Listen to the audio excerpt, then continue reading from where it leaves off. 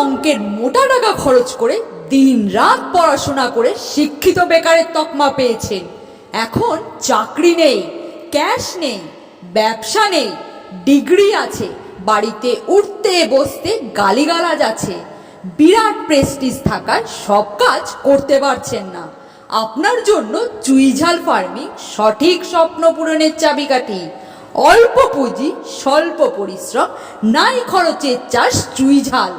চুই ঝাল উচ্চ চাহিদা সম্পন্ন, উচ্চ মূল্যের ফসল। একবার রোপণ করলে বারবার রোপণ করার ঝামেলা নেই।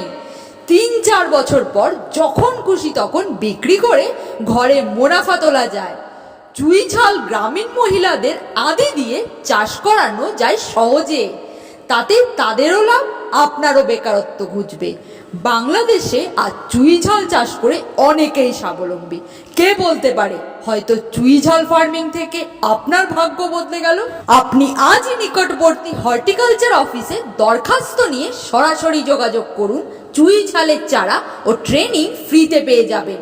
হর্টিকালচার অফিস আত্মা প্রকল্পের মাধ্যমে ফ্রি চুই ঝালের চারা ও ট্রেনিং দিয়ে থাকে। আর এসব যদি কঠিন মনে হয় তাহলে সামান্য কটি চারা কিনে নিয়ে ইউটিউব ভিডিও দেখে অভিজ্ঞতা অর্জন করে গবেষণামূলক শুরু করে দিন চুই ঝাল ফার্মিং। চুই ঝাল অতীব সহজ চাষ। চারা ও সঠিক পরামর্শের জন্য যোগাযোগ করুন 9774242838। চুই ঝালের বংশবিস্তার খুব সহজ, যা এই ভিডিওটিতে দেখানো হলো। চুই ঝাল দামি মশলা। চুই ঝাল চাষের জন্য অনেক চারা কিনতে হয় না, অল্প কিছু চারা কিনে নিয়ে শুরু করা যায়। পরে প্রয়োজন মতো চারা বানিয়ে নেওয়া খুব সহজ।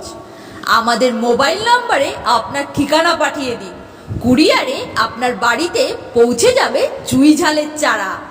চুই ঝাল চাষ সংক্রান্ত যে কোনো সমস্যাতে আমরা ফ্রি পরামর্শ প্রদান করি।